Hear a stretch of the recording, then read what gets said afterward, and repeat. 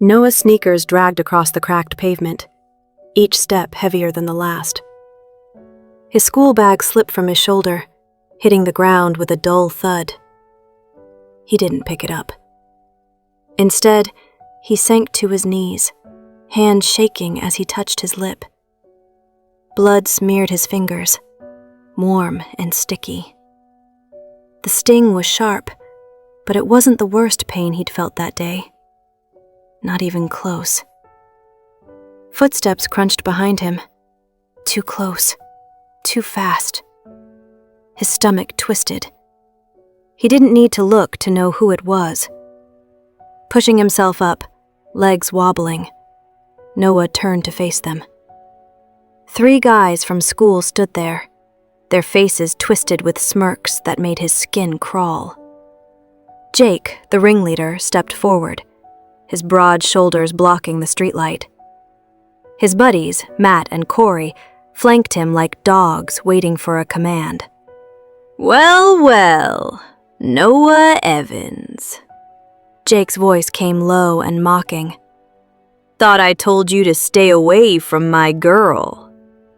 Noah coughed, the taste of blood thick in his mouth. "I don't even talk to Kara," he said, his voice hoarse. "I don't like her, Jake. Never have." Jake, a sharp, ugly sound that echoed down the empty street. "You hear that, boys? He says he doesn't like her." He stepped closer, breath hot with the smell of cheap beer. "Then why's she always talking about you, huh? Why's my girl got your name in her mouth?" Noah shook his head, heart pounding. "I don't know, man. I swear." Matt shoved a phone in his face before he could finish. The screen glowed, showing a video of Kara at some party, laughing, her arm around another guy. She was saying Noah's name, giggling about how he'd helped her with math homework once. That was it. One stupid study session in the library, and now he was here, bleeding on the street. Jake's eyes darkened as the video looped. "You think you're smart, Noah? Think you can play me?" "I'm not playing anyone." Noah's voice was louder than he meant. Fear and anger tangled in his chest. "I don't want trouble. Just leave me alone." Corey, cracking his knuckles. "Too late for that." Before Noah could move, Jake's fist slammed into his stomach. Air rushed out of him, and he doubled over, gasping. Another punch caught his jaw, sending him sprawling to the ground. His bag skidded away, spilling books across the pavement. He tried to crawl toward it, but Matt's boot connected with his ribs, and pain exploded through his body. "Stay down, loser," Matt said, spitting on the ground beside him. "Next time, it's your face we break. Or worse." Noah curled up, arms over his head, waiting for more. But Jake just leaned down, voice a low growl. "This is your warning, Noah. Cross me again, and you're dead." Their footsteps faded.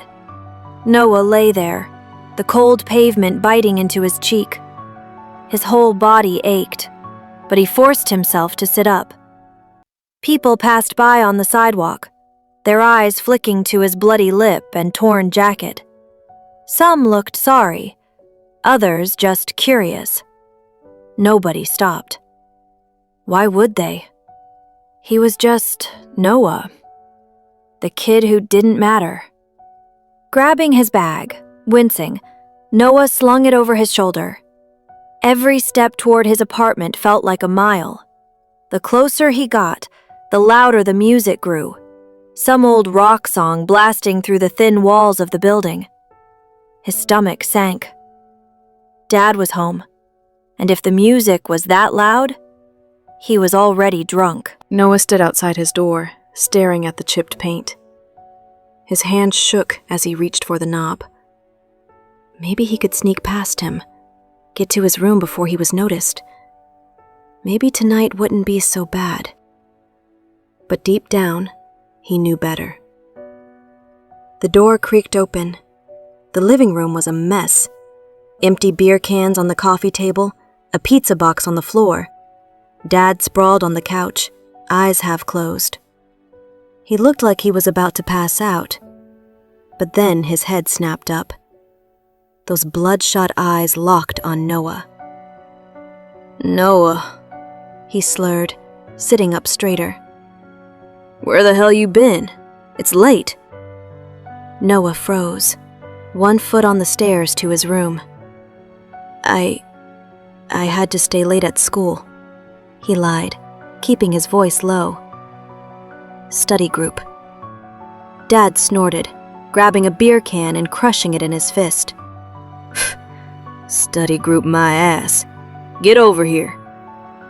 Heart racing, Noah turned back and stepped into the living room. The smell of stale beer and sweat hit him hard. He kept his eyes on the floor, hoping his dad would just yell and let him go. "I'm tired, Dad. Can I just—" "Oof, shut up," he barked, standing up. He wobbled, catching himself on the arm of the couch. "You think you can stroll in here whenever you want? Eating my food, living under my roof for free?" Anger flared in Noah's chest, hot and sharp. He was so tired of this. Tired of him. Tired of being his punching bag. "I work, Dad," he said, voice shaking. "I pay for half the stuff here. Why do you always act like I'm some kind of sin?" His face twisted. For a second, Noah thought he might laugh. But then his hand shot out, grabbing Noah's jacket and yanking him forward. "You calling me a liar, boy?" he shouted, breath sour in Noah's face. "You're a disgrace. I regret the day you were born." The words cut deeper than Jake's fists. Noah's eyes burned. He couldn't stop the tears. "Yeah? Well, I regret having a father like you." Time seemed to stop. His dad's eyes widened, and Noah knew he'd gone too far.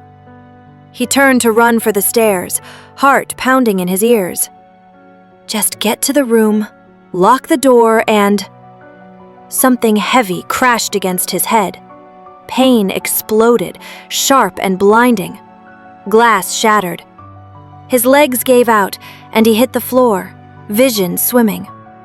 The last thing he saw was Dad standing over him, a broken bottle in his hand, face a blur of rage. Then everything went black.